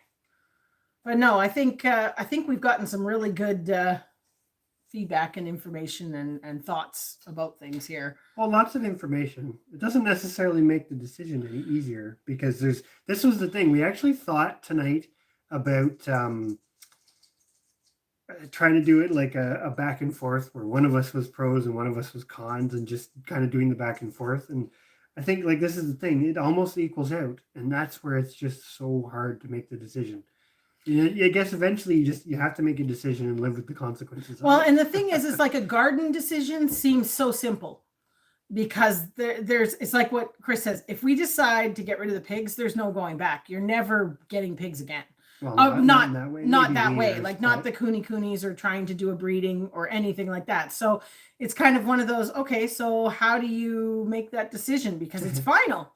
Good cop, bad cop. We were talking about the pigs primarily and finding a balance, because as we keep going through changes, we started talking about like obviously the cows in passing, but pole beans and this, that, and whatever. And then that kind of leads into the pigs being another big discussion, and the pros and cons of that, I suppose. It must be married, yeah. Chrissy was putting... we'll have to watch Honey Badger's next...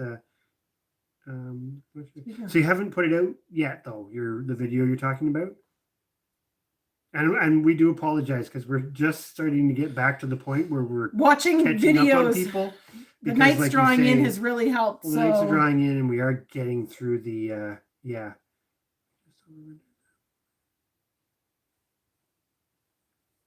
Yeah, she's did for the garlic.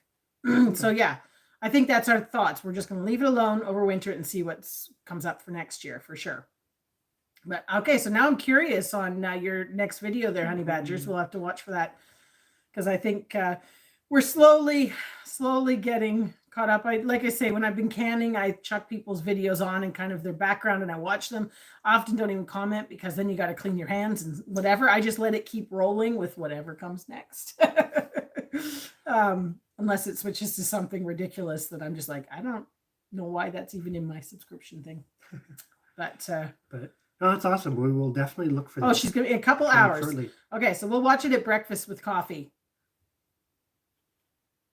Oh, that's awesome too. Drops one's about his indoor greenhouse. Oh, yeah, we've had some serious debate on what we're going to do with the indoor greenhouse. So, or grow room. It's going to come back online here shortly. It's microgreen time. I think that's the thing because we managed to save enough seeds. That's what I'm curious to try the microgreens because we never really have done it. And we can do between the sunflowers that we produced and the kale and we haven't harvested them. Well, we haven't processed them all yet. But speaking of the sunflowers, sorry, I'm going to interrupt you because I'm really excited about this. We went to Bulk Barn to look for what's the wheat? For red fife wheat. Red fife wheat because they used to sell whole red fife wheat that you could then plant. So we were going to stockpile it for next year. They didn't have any, but as we wandered around, just because we haven't been in Bulk Barn in probably a year, we saw that there was sunflower butter. And we've never heard of like that. Like peanut butter, but sunflowers. And of course, we have all these sunflowers. So I Googled how to make sunflower oil or butter. And it's super easy. So now I'm super excited to make that. Well, and that's something that makes the sunflowers even more useful. Yeah. And the fact that we're feeding it to the rabbits. But the sunflowers are going back to the point I said about like things, homesteading things.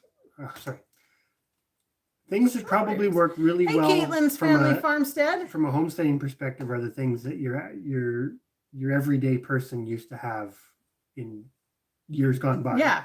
And that's like sunflowers, right? You look at old paintings from like the 1800s or whatever, and there's always sunflowers and geese. That's the joke. I never even thought to do the strawberries inside.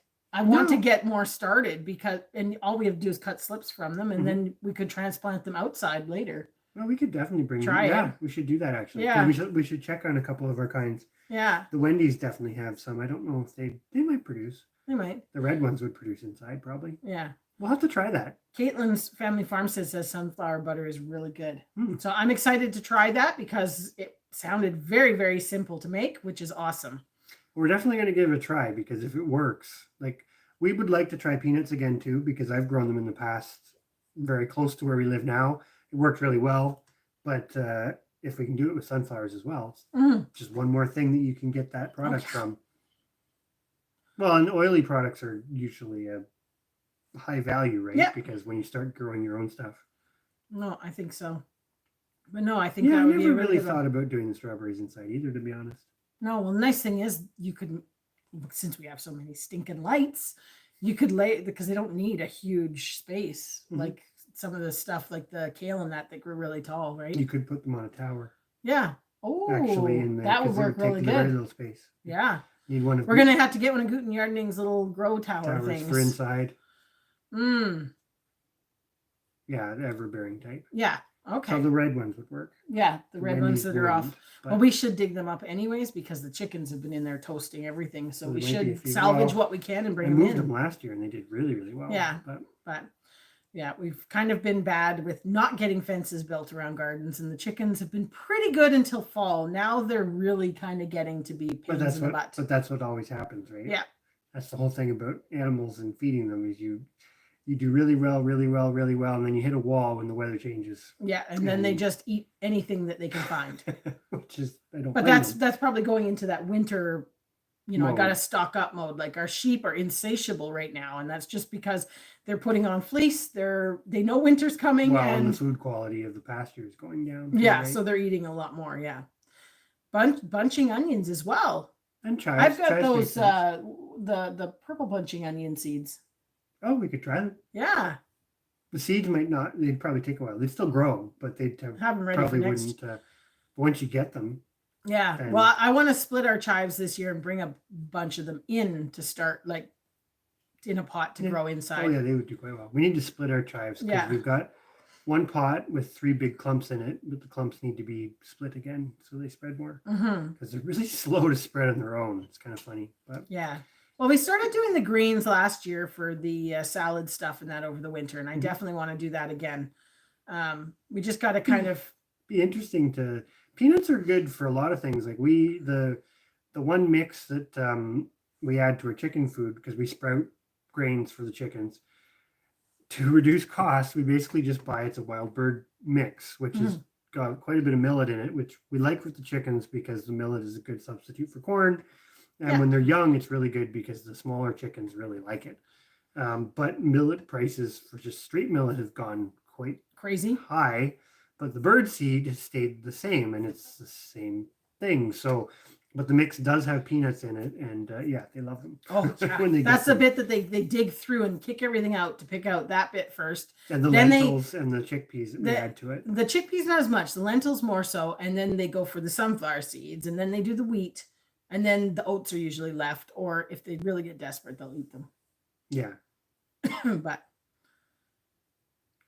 well, you're a 5-hour trip from your place to your new property. Oh, wow. That's a big drive.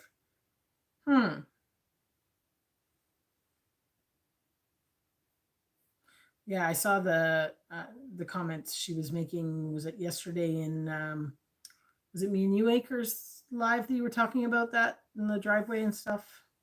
I think it was. Cherry tomatoes were definitely, well, I say we're definitely growing them indoors. We have so many cherry tomatoes still growing outside, so it'll depend on how long they keep going out there, but well, we're also going to try to preserve some. Yeah, and see if it works. Yeah, we want to do some in but oil. At the same time, we might start some early. Yeah, exactly. Well, I think it doesn't hurt to get things going. We just have to.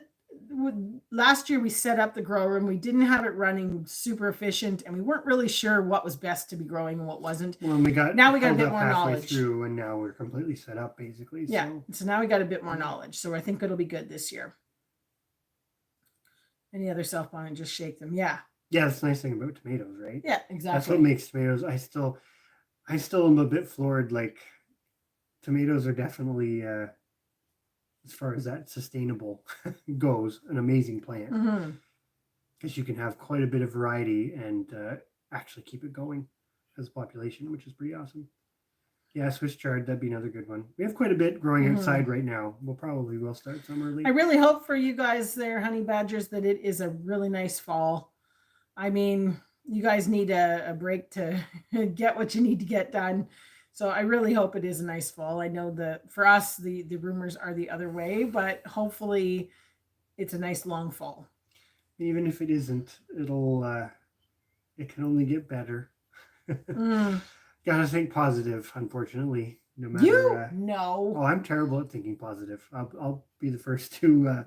I'm always the pessimist. I'm always the one where it's like, no, that doesn't. Sorry, Eldan. I did see that comment, and yes, I think we talked about this the other day. We're just coming up to getting to butcher season and being able to sort.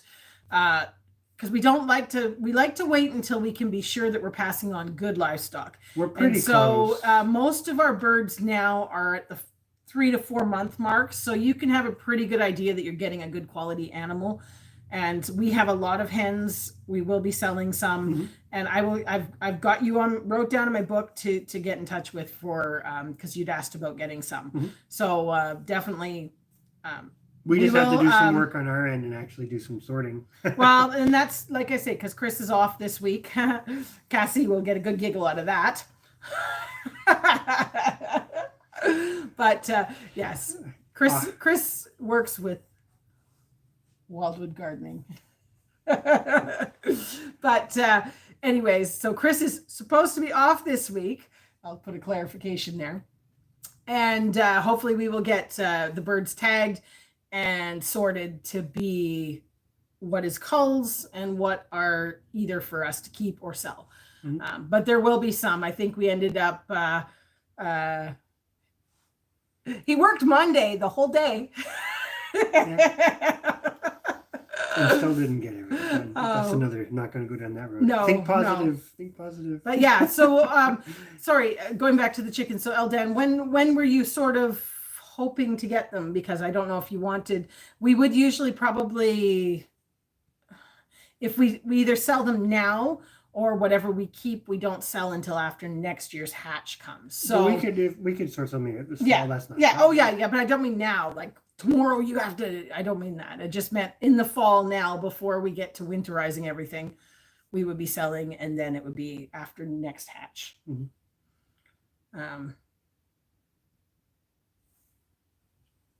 But anyways, yes. Yeah, it's good that the almanac lied. That's true. Or we would have lost a lot of food, because we still have a lot of stuff that's left to come in. But yeah, we're we're looking at it. We haven't quite hit the 2,000 pound mark as far as what's come into the house food wise, but we also have enough sitting there that hasn't been weighed in the house that we're probably over it already. Yes. And we still have half the potatoes to go. We haven't done any squash. A lot of our other root vegetables, like yeah. the beets, and yeah, we have a lot of food. Caitlin's the same way. There's so much still to come in, and that's our thing. We are not ready. Like Frost has to wait until almost Halloween, because we want to do fence posts. We want to do. There's so much stuff. Oh my gosh, the dreaded list, right? But that's all right. Oh gosh, so Cassie, you guys had a light frost. I did see somebody posted some really nice pictures of frost on the maple colored leaves. But yeah, we're not ready for that, so you keep it. No, we have a lot of beets actually between the sugar. Well, we've got a ton of sugar beets coming. Oh yes, and we grew Detroit red beets this year, and we're trying to figure out some other things to do with it aside from just storing them. If anybody has some suggestions of what to do with beets, I'm running out of ideas. Well, we've never really had a good crop of it, because we never really put a lot of effort into it. And yeah. Well, I will send you an email, Eldan. I have your email from before, and we will touch base on once we've got them sorted. I'll send you an email. You can tell me what exactly you're looking for, and then we can go from that. Because it's always good to have a visit, so we'll figure out. Oh yeah, and you guys aren't really that far away in the grand scheme of things. Chrissy's asking a dangerous question, or is that what you were answering to already? How's Shed Wars going? Oh well, we're not really in it anymore. Yes, we through our own. Yeah, we stepped back from it because there was some conflict that happened, and I wouldn't say we got dragged into it, but somehow it just had a negative effect. That basically, long story short, we're just going to keep doing what we're doing, and the one part that I think is the best takeaway from it is keeping track of your weights, because weight is not everything, but it really puts things. It's amazing how keeping track puts everything into perspective for you. It's like we knew. Silly thing, but we knew tomatoes were a big crop for us. Yeah. But I don't think either of us had any real concept of how. Beetroot juice. I never thought about doing. Oh, juice. That's a great idea. Yeah. Suddenly, beets are going to be a super. Super. Wonder if you can can it. And if we do keep pigs, we did do the experiment already. The beets are excellent fodder. Pickled beets, I've made already. Pickled beets, and then we froze some for doing in stir fries, things like that. Somebody had mentioned about fermented beets, and I'm a little bit leery because we tried doing the fermented beans, which somebody recommended, and I didn't like it. But you probably you would like them probably, because we do them in the there's beet in the fermented turnips. That's true. Amazing. And it tastes good. So fermented beets probably would be good. Yeah. We've just never done just fermented beets. Yeah, 2-year crop to get seeds, exactly. So we've got some set aside. We're on the fence because we want to grow the sugar beets for their seeds. So we're probably not keeping any of the red beets right now. Not right now. Detroit Reds. Well, that's another discussion that we haven't really come to the conclusion of, because we've got a variety of Swiss chard that we really like. Is it ruby red? Yeah, ruby red Swiss chard, I think it is. We have the sugar beets, which have their utility. There's the Detroit red beets, and we didn't grow them this year, but we've grown them in the past, the mangles. The problem is all 4 are the same species. All 4 cross, all 4 are biannuals, and all 4 it makes it difficult to keep them all in good seeds. And they all have an incredibly insane separation distance because it's wind pollinated, right? So we're we're still toying with which ones to. We may still do some of them as put and take, but I think that's the thing too. I know this is kind of going back to the original topic a bit, but put and take's not a bad thing. But when put and take when a put and take endeavor becomes a main part of your homestead production, I think that's where it gets tough because you're relying on that to feed yourself, but it's not sustainable. Mm-hmm. Right? So put and take as an extra, it's kind of like what Darren was saying. It's like if he, I'm going to pick on his example, if he focuses on his Highland cattle, well, you're obviously not doing Highland cattle as a put and take, but then some of his other endeavors, like the pigs, for example, for him could be a put and take because, and we've said this too, if you were doing wiener pigs, you wouldn't do it every year. Well, and in a crisis situation, you may just not be do happy it at all. To not have pork. You may not do it at all. But then you also, that's not what you've done. But then you have to still be happy enough that the other things can still produce you enough quantity of food to keep you going. Because if you ever actually got into that situation where you needed it, it's always sort of, it's not that we're like planning for a crisis situation, but it always is in the back of our mind. You never know. And so having a list of the things that are most important to you to never run out of have to be sustainable. They have to be well, and all it takes, I mean, we not to sound the fearmonger type thing, but it's look at the seed shortages and difficulties with people getting laying hens, and now we've got food prices going up, and maybe they'll go down, maybe they won't. I doubt they will. Even issues with the supply chain for animal feed, like you put all that stuff together, and that's a huge strain on everything. Yeah. And you're talking about food. So I'm gonna drops. How do you use beets for pickled eggs? You just put beets in with the pickled eggs? Because I just started making pickled eggs. So do I just cut them up and add them to it, and it just absorbs that flavor? Very curious on that because, as I said, we really like the pickled pickled eggs. It would probably make pink eggs. Well, the eggs Alex would love it. Pink eggs. And then Caitlin's Family Farmstead. Exactly.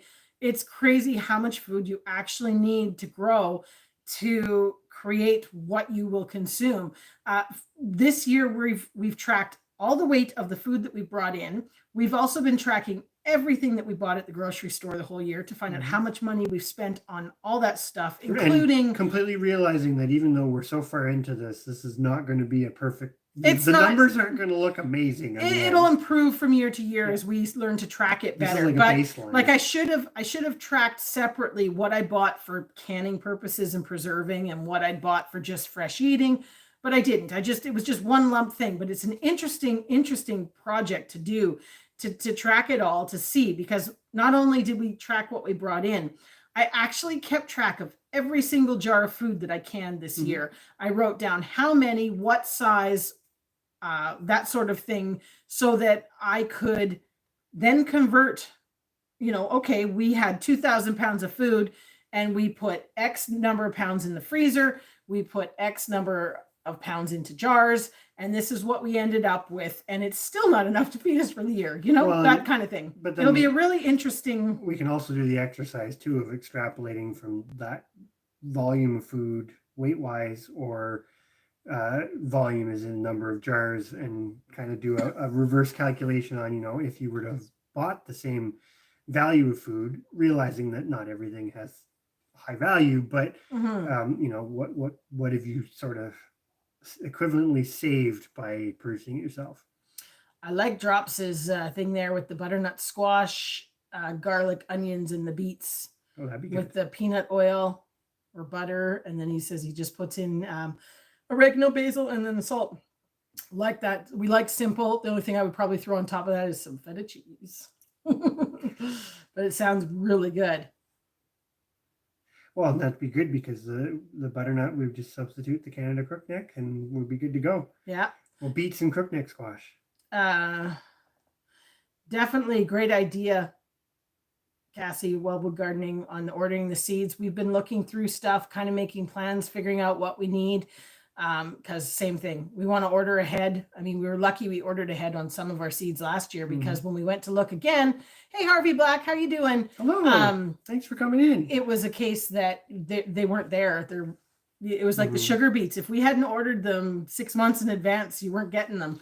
Well, that's a good example too, right? Because this notion of if you're growing something that has a unique quality that's not readily available, it really puts the pressure on to try to figure out how to propagate it, because the sugar beets are a prime example. They're not really readily available. So, Detroit red beets, for example, are a lot easier to do as a put and take because they're a lot more commercially available. But Caitlin, I will say, sorry, I call you Caitlin's Family Farmstead, and I know that's not your actual name, like first name, right? We'll admit, usually we're kind of bad because. And then some people don't want to share it, and if you do, that's there's great. There's not too many people in the chat right now, but when it gets busy, sometimes it's nice to use your channel name, because then if somebody doesn't know you, then they can at least sort of like, oh, that's who they're talking about, as opposed to if we start naming talking people about that the other day too. But that's another. I was just going to say, if you find that perfect pickled egg recipe, send it, because I've tried one. I like it. I'm not 100% sure that it's the best one, but I do like it. We're new to pickled eggs. I'd never eaten them before because I thought, oh gosh, I will hate them. Yeah. So if you find that perfect pickled egg recipe, share it. Just don't eat. Okay, I was going back to. About eating so much for the pea. That's one thing I will find about the beets. Like, I really like them, but there's like a level you just tap out. It's like, nope, I'm good. Beet seeds were hard to get for you last year, Drops. That's interesting. The Detroit red ones were everywhere. The Detroit reds were easy, but the others not so much. And the Detroit reds are a great variety. It's just that's that thing, because if we want to do 4 different kinds of the same species, the beets, and they're difficult to propagate and keep pure, and they all have different qualities, right? A Swiss chard, a Detroit red, a sugar beet, and a mango, they all cross. What are you going to get? Because they're all very, very different, even though they're the same species. Yeah. We may end up deciding that we have to do 1 or 2 of them as a put and take. Yeah. Well, that's what we said about the Detroit red, because the seeds were always pretty readily available, and you could survive without them. But because you can depends, eat the sugar beets. But it all depends, right? Because what's going to be more useful to the overall homestead? It's like the mangles. We probably won't grow the mangles if we don't have the pigs, because the rabbits would eat them. But at the same time, anyways, you could grow more of the Detroit reds and get the same fodder value. Yeah. Curious on Crucy's grandmother did the pickled pumpkin tongue twister. That sounds very interesting. Yeah, that does. Very interesting. Never ever heard of that. It probably had some really neat spices in it, I'm sure. Yeah, I've never even. Drops, I will look and see if you did the video on the pickled eggs. Honestly, we've been terrible, we watched the current videos, but we haven't gone back to look for things just because it's been busy. We try and pop something on when we can, but I will take a look. If you think you've got one, I'll check. Oh, Honey Badgers, have you got a pickled egg recipe video? Is it in a video? I see you said there, your great grandmother's recipes. If it's in a video, I'll look it up. Don't have to worry about it. Just let me know if you've got one. I'll put it off to the side in a list. Wow.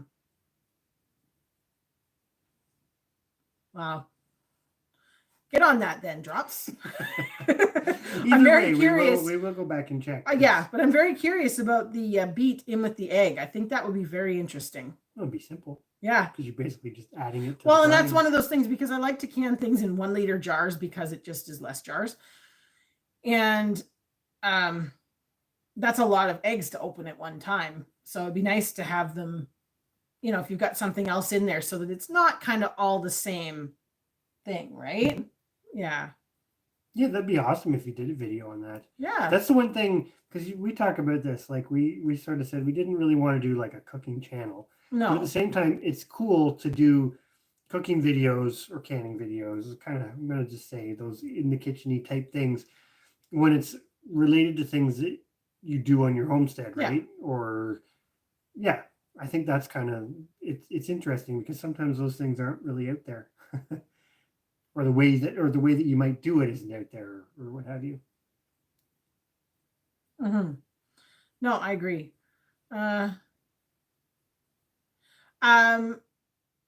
I think we are. Yes, we might change how we did it because there was some issues. I think with some people didn't follow through and send seeds. I did hear a little bit of, we got some feedback from people, and there was some people that didn't participate. Now, in all fairness, we might just stick with only YouTube this time, where before we did it with Facebook and things like that, and it just got complicated because people weren't part of the YouTube community, so they didn't come in, they couldn't come into they didn't come into the lives and chat and talk with us about it. And it just seemed like some people got left out and didn't get the seeds that they were, So yes, we want to do it again. We're just kind of maybe going to tweak a little bit on the organizing and how we do it. So yes, we want to. And we want to do it earlier this year, not wait as late. As we're in October. Yeah. Well, no, but last year we didn't start until February. Yeah, that's true. So I think it'll probably be something that we roll out sort of Christmas time when people are on holidays, and we can get people in and talking about it so that people have their seeds before February 1st instead of That'd be good. March 1st. Yeah. So that's the plan. Yes, we're going to do it. Yes, Drops pickled egg salads. And they're really nice now. I'm discovering that I know about this. Chopped up for potato salad, that sort of thing. Which, we're super excited it's for one having more that. way. We've always said it. We never really preserve a lot of eggs because we do go through them relatively quickly. Well, but they it's also keep a lot nice because we have a second fridge, and the eggs go in the second fridge, and they keep for ages. But it's still nice to have another way Oh, yeah. to keep them. Your cat looks super, super content. Yes, she does. She's purring like crazy. You probably can't hear her, but she is. Yeah, ton of potato salad. Exactly. I love potato salad with the nice the pickled egg in it. And I make a Fiesta corn relish, and I put that in my potato salad. Oh, so good. Fiesta corn relish. If you don't make it, do it and then put it in your potato salad. Amazing. Yeah, it is good. Amazing. I should do a video on that. You did a video. Oh no, you didn't. No, I didn't. I did a Facebook post. Oh, that's right. On the relish. Next year when we grow our corn. Yeah. We'll do one. What else we got? Good. Okay, because Cassie wants to participate again. Yeah, we've got. I actually have already had. I've got a little folder in our emails because I've had quite a few people contact us from the videos and stuff asking to be part of the Canadian Seed Challenge next year. So that's a good idea. Yeah, I think it was in its first year. It was in its infancy, and it kind of fell apart on some bits and that sort of thing. So we just got to figure out. I don't know. It worked though. I think some people were quite happy with it. Take your cat down. Nobody wants to see a cat butt. There, it's off the cat head. That's better. Yeah, exactly. Drops community does not stop at the internet. Nope. And exactly. that is one of the things for sure. We have we have neighbors very, very close to us. Like we're talking 40, 50 feet from our house. Yeah, maybe. And we've done the deliveries to the local houses and that because we have abundance, like you say, and we've got extra, and you can only do so much with it, and we don't need to be greedy, right? But on that note, it is getting close to my bedtime. Yeah, I think we're probably. But this has been a fantastic live. It's been a great one. Yeah, we've gotten some great ideas, some great feedback, and we may have to go back and look at some of the conversation from the beginning because I think we missed. I think there was some really good back and forth. Yeah, well, it got a little bit discussion there, and we kind of got behind. But no, it worked great, and I can't wait till next week. We'll be as the nights pull in. It's been easier to get kind of organized to do the lives, which works good. So very much so. Yeah. But on that note, thank you everybody for joining us. It's been great. I hope everybody has a great rest of the week. And hopefully we are going to be harvesting like mad, and we're working on our huge potato harvest video because we're harvesting all our potatoes in one video. So we've got a big harvest of eggplants coming. Oh, and our eggplants. Yes. Gosh, the eggplants. I've got eggplants growing out the wazoo. So that's another one. We're experimenting with a lot of different things to do with eggplant. But anyways, hopefully we'll get some new videos out soon, and we'll see everybody next week. Everybody have a good night. Have a fantastic night. Thank you so much for joining us, and we're finished. If I can get to the X button. There it is.